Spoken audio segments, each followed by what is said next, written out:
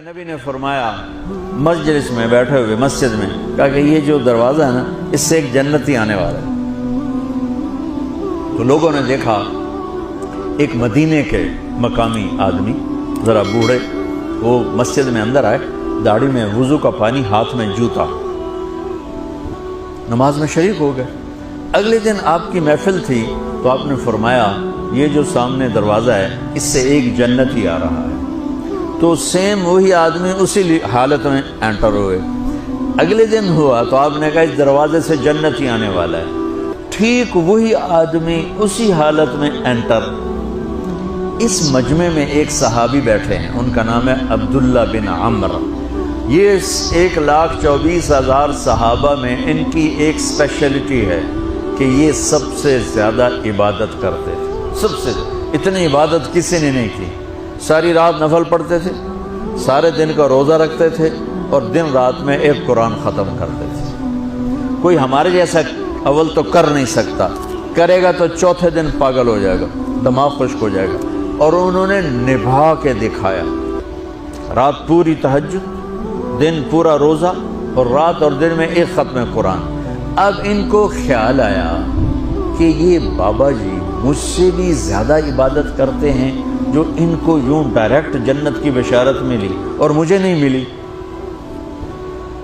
تو میں دیکھتا ہوں یہ کون سی عبادت کرتے ہیں۔ کیا یہ ساری رات سجدے میں پڑے رہتے ہیں، رکوع میں کھڑے رہتے ہیں، قیام میں کھڑے رہتے ہیں، کیا کرتے ہیں؟ تو ان کے پاس پہنچ گئے، چاچا کہ تھوڑا والد صاحب کی ناراضگی ہے، دور رہنا چاہتا ہوں، 2-3 دن ٹھہر جاؤں آپ کے پاس؟ ہاں ہاں ہاں بیٹا آ جاؤ آ جاؤ آ جاؤ۔ اب عشاء کی نماز کے فوراً بعد انہوں نے چادر اوپر لی اور چادر میں یوں سوراخ کیا اور یوں لیٹ کے دیکھنے لگے کہ اب یہ بزرگ کیا کرتے ہیں۔ بزرگ تشریف لائے، سرانے پہ سر رکھا، اللہم بسمک اموت و احیا، سونے کی دعا پڑھی، اور تھوڑی دیر بعد خراٹے تھے۔ وہ بڑے حیران ہوئے، بھئی میرا تو خیال ہے یہ ساری رات سجدہ کرے گا تو رو رو مصلی تر کر دے گا، یہ تو خراٹے چون جاندے نہ ہو جا رہے ہیں۔ اب وہ دیکھ رہے ہیں ابھی اٹھے گا ابھی اٹھے گا ابھی اٹھے گا، پھر انہوں نے کپڑا اتار دیا، ابھی سویا ہوا ہے۔ وہ فجر کی اذان پہ اٹھے اور ان کا دماغ چکر کھا گیا، بھئی اے کی بڑی تہجد دے 2 نفل بھی نہیں تو جنت دی بشارت 3 دن کٹھی۔ انہوں نے کہا کل دیکھوں گا، کل شاید کچھ اور کریں گے۔ اگلے دن آئے، پھر اسی طرح یوں کر کے لیٹ گئے، اور بزرگوں نے بھی یوں کیا، اور بسمک اموت و احیا، اور پورا کمرہ خراٹے نال۔ وہ پھر پریشان، یہ کب اٹھے گا کب اٹھے گا؟ فجر کی اذان پہ اٹھے تو اور ان کی حیرت بڑھ گئی، کہنے والا سچا، اس کے بات کو تو چیلنج ہو نہیں سکتا، وہ محمد مصطفیٰ ہیں، لیکن یہ چکر کیا ہے، یہ جنت مل کیسے رہی ہے؟ چلو ایک رات اور صحیح۔ تیسری رات آئے، یہ یوں لیٹے وہ یوں لیٹے، یہ دیکھتے رہے وہ سوتے رہے، حتیٰ کہ فجر کی اذان پہ آنکھ کھلی تو یہ نا پھٹ پڑے، کہنے لگے چاچا بات بتاؤں؟ کہنے کیا؟ کہ میری کوئی جھگڑا نہیں تھا ابا سے، میں نے 3 دن مسلسل تیرے بارے میں سنا جنتی آ رہا، 3 دن تجھے اللہ کے نبی نے بشارت دی، جنتی ہے جنتی ہے جنتی ہے، لیکن میں اس بات پہ حیران ہوں تو ساری رات سوتا رہتا۔ اس زمانے میں منافق بھی تہجد نہیں چھوڑتے تھے، فرض نماز تو فرض نماز ہے، منافق بھی تہجد نہیں چھوڑتے تھے۔ تو کہنے لگے کیا کرتے ہو؟ ساری رات تو سوتے گزار دیتے ہو، کیا کرتے ہو؟ کہنے لگے بھتیجے جو تو نے دیکھا ہے یہی کرتا ہوں۔ اب یہ پریشان ہے کہ اللہ کے نبی کی بات کو تو چیلنج ہو نہیں سکتا، اور جس کو بشارت دی ہے انہوں تے فٹ نظر نہیں آ رہی کہ کیسے تو نفل آج کہ نیک لوگ تہجد نہیں چھوڑتے۔ تو کہنے لگے اچھا چلو اللہ نے ایسا ہی، اللہ کی مرضی، اللہ کے نبی کی مرضی۔ یہ 4 قدم چلے تو آپ سننا، کہا بھتیجے ادھر آؤ، کہا بیٹا ادھر آؤ، آ گئے۔ کہنے لگے اب تو میں اصلی بات بتاؤں، اب تو میں اندر کی بات بتاؤں؟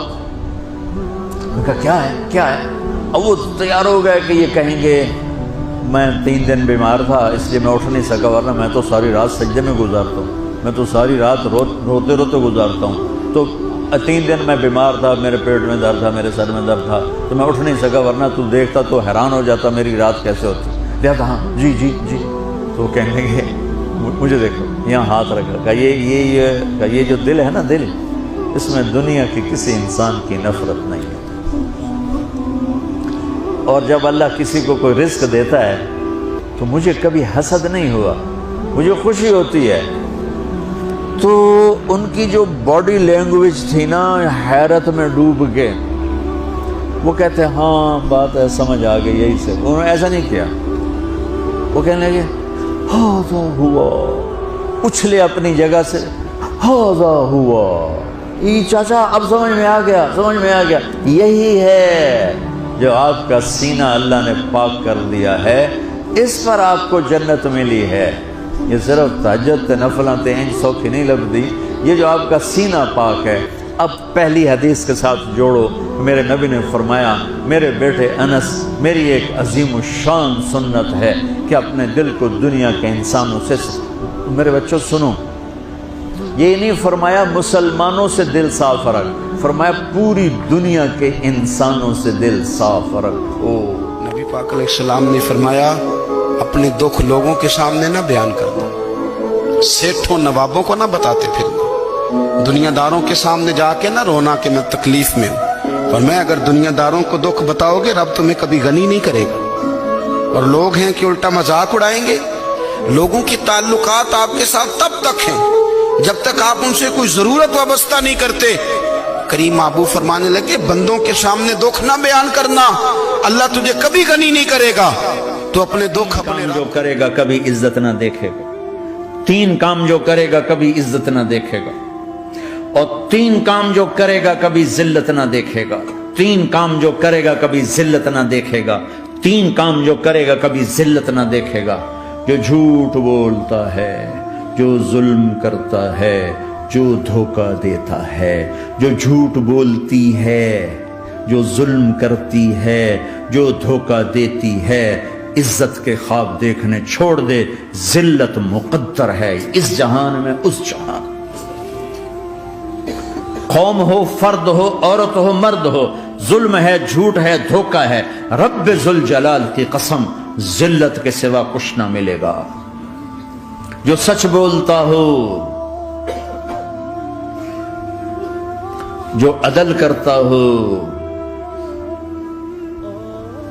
جو دیانت کرنے اور برداشت کرنے کا مزہ ہے، وہ غصہ نکالنے کا مزہ نہیں ہے۔ جو سہ جانے کا مزہ ہے، پی جا ایام کی تلخی کو بھی ہنس کے ناصر، غم کو سہنے میں بھی قدرت نے مزہ رکھا ہے۔ اپنے دل کو آئیں گے نیگیٹو رویے، آئیں گے آئیں گے آئیں گے آئیں گے، صاف کرو صاف کرو صاف کرو صاف کرو، دھوتے رہو یہاں تک کہ موت آئے اور اللہ کی بات۔ عرب و عجم نے آج دامن مصطفیٰ کو چھوڑ دیا ہے، جبھی تو ذلیل ہو رہے ہیں، جبھی تو ٹھوکریں کھا رہے ہیں۔ کشمیر کوئی مسئلہ ہے، یہ کوئی مسئلہ ہے، یا وہ کوئی مسئلہ ہے، سب سے بڑا مسئلہ ہے کہ میں نے اللہ سے تعلق توڑ دیا، میں نے نبی کا دامن چھوڑ دیا، میں نے نبی کے در پہ جھکنا چھوڑ دیا، تو مسائل تو خود بخود اب آتے گئے آفات کی طرح کی محمد سے وفا تو نے تو ہم تیرے ہیں، یہ جہاں چیز ہے کیا لوح و قلم تیرے ہیں، فلا وربک لا یؤمنون حتی یحکموک فیما شجر بینہم ثم لا یجدوا فی انفسہم حرجا مما قضیت ویسلموا تسلیما۔ میرے محبوب، مجھے آپ کے رب کی قسم، جب تک آپ کے سامنے نہیں جھکیں گے میں ان کی طرف نظر محبت نہیں کروں گا،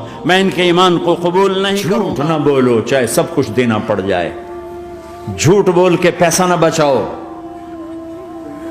دھوکہ دے کے کاغذات نہ بناؤ، یہاں کی لڑکیوں سے اس لیے شادی کرنا کہ میرے کاغذات بن جائیں، اللہ کے واسطے ایسی ذلت کے کام نہ کرو۔ میرے نبی نے فرمایا جس نے دھوکہ دیا میری امت سے نکل گیا، نماز چھوڑنے پر کہا اس نے کفر کیا، جس نے نماز چھوڑی کفر کیا، اور جس نے دھوکہ دیا میری امت سے نکلے گا، من غش فلیس منا، جھوٹ نہ بولو، دھوکہ نہ دو، سب کچھ چلا جائے جانے دو، سچ کا ساتھ نہ، سچ کا ساتھ۔ کہ سب سے زیادہ جہنم میں دھکا دینے والی چیز زنا نہیں ہے، شراب نہیں ہے، سود نہیں ہے، جوا نہیں ہے، ہاں ڈاکہ نہیں ہے، گانا نہیں ہے، عریانی نہیں ہے، فحاشی نہیں ہے، ماں باپ کی نافرمانی نہیں ہے، ہاں کیا ہے، نماز کا چھوڑنا نہیں ہے، روزے کا چھوڑنا نہیں ہے، زکوٰۃ کا چھوڑنا نہیں ہے، حج کا نہ کرنا نہیں ہے، کیا ہے، ارے کیا ہے؟ اور میرے نبی کا سنو، وَهَلْ يَكُبُّ النَّاسِ فِي نَارِ جَهَنَّمَ إِلَّا حَصَائِدُ أَلْسِنَتِهِمْ۔ میں نے کیا کیا ہوا ہے؟ زبان کو پکڑا ہوا ہے۔ معاذ بن جبل کو ایسے سمجھایا جیسے معصوم بچے کو سمجھایا جاتا ہے۔ معاذ بن جبل وہ شخص ہے جس کے ہاتھ میں علماء کا جھنڈا ہوگا قیامت کے دن۔ آپ نے فرمایا میری امت کے علماء کا جھنڈا معاذ بن جبل کے ہاتھ میں ہوگا۔ جس کے ہاتھ میں علماء کا جھنڈا ہو وہ کتنے علم والا ہوگا۔ اگر اپنے گھروں کو آباد کرنا ہے تو انکار کو برداشت کرنا سیکھو، تو اس سے آپ کا قد بہت بلند ہو جائے گا۔ خاندان کو بچانا ہے تو حاوی ہونا نہ سیکھو، جھکنا سیکھو، منوانا نہ سیکھو، ماننا سیکھو، ہاں نہ سیکھو، انکار کو برداشت کرنا سیکھو۔